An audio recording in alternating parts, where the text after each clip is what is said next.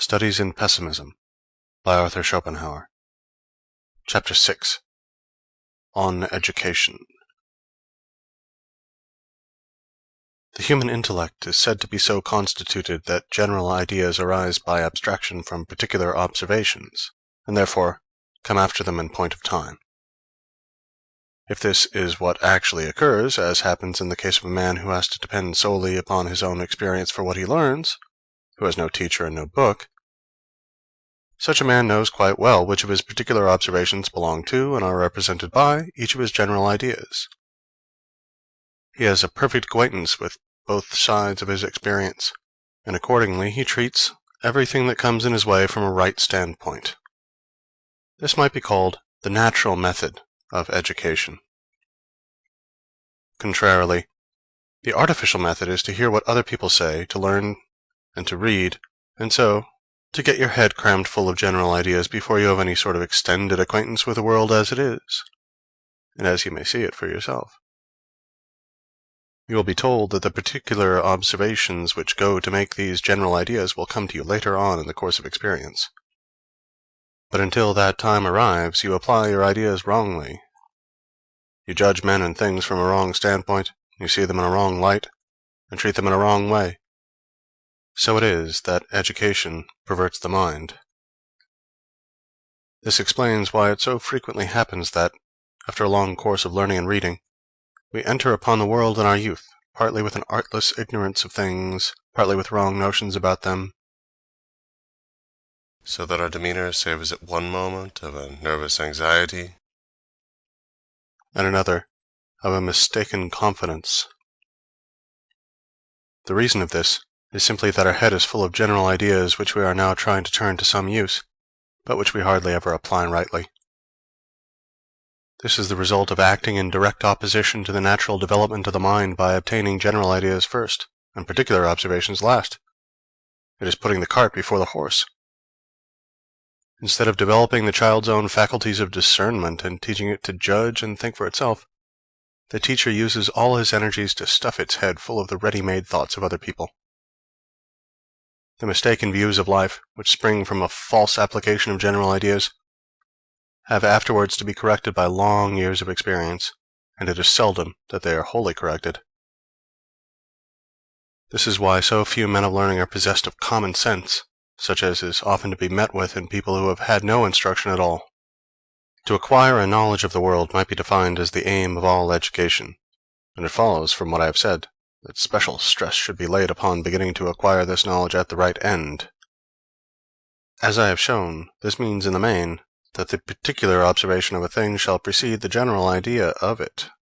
Further, that narrow and circumscribed ideas shall come before ideas of a wide range. It means, therefore, that the whole system of education shall follow in the steps that must have been taken by the ideas themselves in the course of their formation. But whenever any of these steps are skipped or left out, the instruction is defective and the ideas obtained are false. And finally, a distorted view of the world arises, peculiar to the individual himself. A view such as almost everyone entertains for some time, and most men for as long as they live. No one can look into his own mind without seeing that it was only after reaching a very mature age, and in some cases when he least expected it, that he came to a right understanding, or a clearer view of many matters in his life, that, after all, were not very difficult or complicated. Up till then, there were points in his knowledge of the world which were still obscure, due to his having skipped some particular lesson in those early days of his education, whatever it may have been like, whether artificial or conventional, or of that natural kind which is based upon individual experience. It follows that an attempt should be made to find out the strictly natural course of knowledge, so that education may proceed methodically by keeping to it, and that children may become acquainted with the ways of the world without getting wrong ideas into their head, which very often cannot be got out again. If this plan were adopted, special care would have to be taken to prevent children from using words without clearly understanding their meaning and application. The fatal tendency to be satisfied with words instead of trying to understand things, to learn phrases by heart so that they may prove a refuge in time of need, exists as a rule even in children, and the tendency lasts on into manhood, making the knowledge of many learned persons to consist in mere verbiage. However, the main endeavor must always be to let particular observations precede general ideas, and not vice versa, as is usually and unfortunately the case. As though a child should come feet foremost into the world, or a verse be begun by writing down the rhyme. The ordinary method is to imprint ideas and opinions, in the strict sense of the word, prejudices, on the mind of the child, before it has had any but a very few particular observations. It is thus that he afterwards comes to view the world and gather experience through the medium of those ready-made ideas, rather than to let his ideas be formed for him out of his own experience of life, as they ought to be. A man sees a great many things when he looks at the world for himself, and he sees them from many sides. But this method of learning is not nearly so short or so quick as the method which employs abstract ideas and makes hasty generalizations about everything. Experience, therefore, will be a long time in correcting preconceived ideas, or perhaps never bring its task to an end, for wherever a man finds that the aspect of things seems to contradict the general ideas he has formed, he will begin by rejecting the evidence it offers as partial and one-sided. Nay, he will shut his eyes to it altogether, and deny that it stands in any contradiction at all with his preconceived notions, in order that he may thus preserve them uninjured. So it is that many a man carries about a burden of wrong notions all his life long, crotchets, whims, fancies, prejudices, which at last become fixed ideas.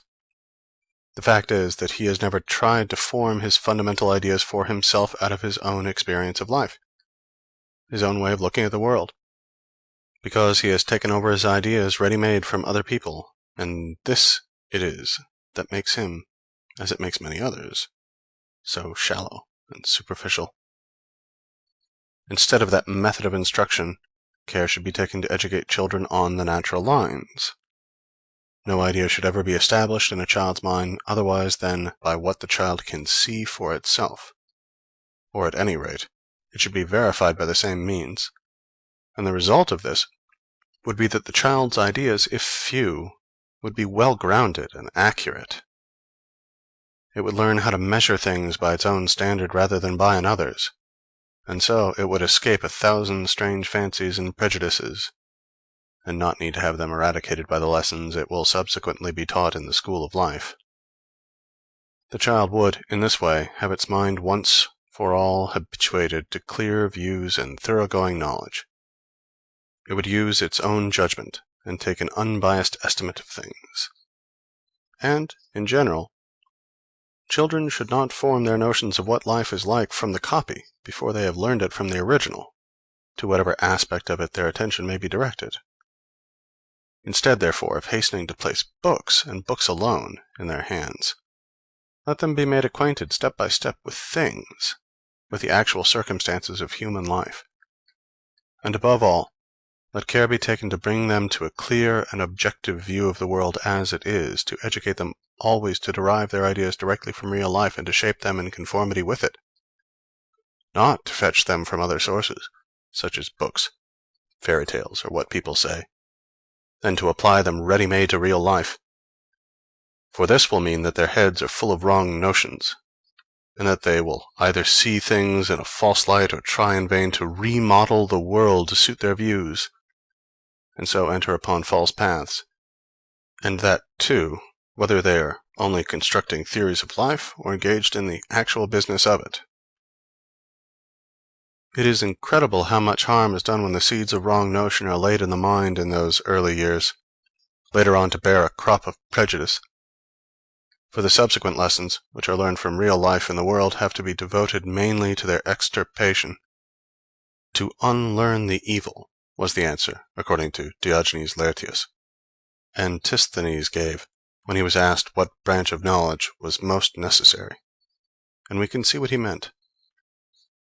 No child under the age of 15 should receive instruction in subjects which may possibly be the vehicle of serious error, such as philosophy, religion, or any other branch of knowledge where it is necessary to take large views.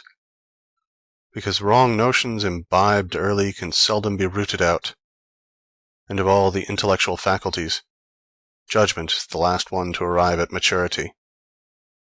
The child should give its attention either to subjects where no error is possible at all, such as mathematics, or to those in which there is no particular danger in making a mistake, such as languages, natural science, history, and so on. And in general, the branches of knowledge which are to be studied at any period of life should be such as the mind is equal to at that period and can perfectly understand. Childhood and youth form the time for collecting materials, for getting a special and thorough knowledge of the individual and particular things. In those years it is too early to form views on a large scale, and ultimate explanations must be put off to a later date. The faculty of judgment, which cannot come into play without mature experience, should be left to itself, and care should be taken not to anticipate its action by inculcating prejudice, which will paralyze it forever. On the other hand, the memory should be specially taxed in youth, since it is then that it is strongest and most tenacious. But in choosing the things that should be committed to memory, the utmost care and forethought must be exercised, as lessons well learnt in youth are never forgotten. This precious soil must therefore be cultivated so as to bear as much fruit as possible. If you think how deeply rooted in your memory are those persons whom you knew in the first 12 years of your life, how indelible the impression made upon you by the events of those years, how clear your recollection of most of the things that happened to you then, most of what was told or taught you, it will seem a natural thing to take the susceptibility and tenacity of the mind at that period as the groundwork of education. This may be done by a strict observance of method and a systematic regulation of the impressions which the mind is to receive. But the years of youth allotted to a man are short, and memory is, in general, bound within narrow limits, still more so, the memory of any one individual. Since this is the case, it is all important to fill the memory with what is essential and material in any branch of knowledge, to the exclusion of everything else. The decision as to what is essential and material should rest with the masterminds in every department of thought. Their choice should be made after the most mature deliberation, and the outcome of it fixed and determined. Such a choice would have to proceed by sifting the things which it is necessary and important for a man to know in general, and then necessary and important for him to know in any particular business or calling. Knowledge of the first kind would have to be classified after an encyclopedic fashion in graduated courses, adapted to the degree of general culture which a man may be expected to have in the circumstances in which he is placed, beginning with a course limited to the necessary requirements of primary education and extending upwards to the subjects treated in all of the branches of philosophical thought. The regulation of the second kind of knowledge would be left to those who had shown genuine mastery in the several departments into which it is divided, and the whole system would provide an elaborate rule or canon for intellectual education, which would, of course, have to be revised every 10 years. Some such arrangement as this would employ the youthful power of the memory to best advantage, and supply excellent working material to the faculty of judgment when it made its appearance later on. A man's knowledge may be said to be mature; in other words, it has reached the most complete state of perfection to which he, as an individual, is capable of bringing it, when an exact correspondence is established between the whole of his abstract ideas and the things he has actually perceived for himself. This will mean that each of his abstract ideas rests, directly or indirectly, upon a basis of observation, which alone endows it with any real value, and also that he is able to place every observation he makes under the right abstract idea which belongs to it. Maturity is the work of experience alone, and therefore it requires time. The knowledge we derive from our own observation is usually distinct from that which we acquire through the medium of abstract ideas, the one coming to us in the natural way, the other by what people tell us, and the course of instruction we receive, whether it is good or bad. The result is that in youth there is generally very little agreement or correspondence between our abstract ideas, which are merely phrases in the mind, and that real knowledge which we have obtained by our own observation. It is only later on that a gradual approach takes place between these two kinds of knowledge, accompanied by a mutual correction of error, and knowledge is not mature until this coalition is accomplished. This maturity or perfection of knowledge is something quite independent of another kind of perfection, which may be of a high or a low order.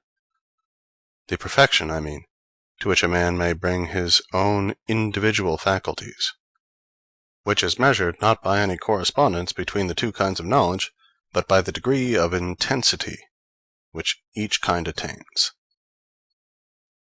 For the practical man, the most needful thing is to acquire an accurate and profound knowledge of the ways of the world. But this, though the most needful, is also the most wearisome of all studies, as a man may reach a great age without coming to the end of his task. Whereas in the domain of the sciences he masters the more important facts when he is still young. In acquiring that knowledge of the world, it is while he is a novice, namely in boyhood and in youth, that the first and hardest lessons are put before him. But it often happens that even in later years there is still a great deal to be learned. The study is difficult enough in itself, but the difficulty is doubled by novels, which represent a state of things in life and the world, such as, in fact, does not exist. Youth is credulous and accepts these views of life, which then become part and parcel of the mind, so that instead of merely negative condition of ignorance, you have positive error, a whole tissue of false notions to start with. And at a later date, these actually spoil the schooling of experience, and put a wrong construction on the lessons it teaches. If, before this, the youth had no light at all to guide him, he is now misled by a will-o'-the-wisp. Still more often is this the case with a girl. They have both had a false view of things foisted on them by reading novels, and expectations have been aroused which can never be fulfilled. This generally exercises a baneful influence on their whole life. In this respect, those whose youth has allowed them no time or opportunity for reading novels, those who work with their hands and the like, are in a position of decided advantage. There are a few novels to which this reproach cannot be addressed, nay, which have an effect the contrary of bad.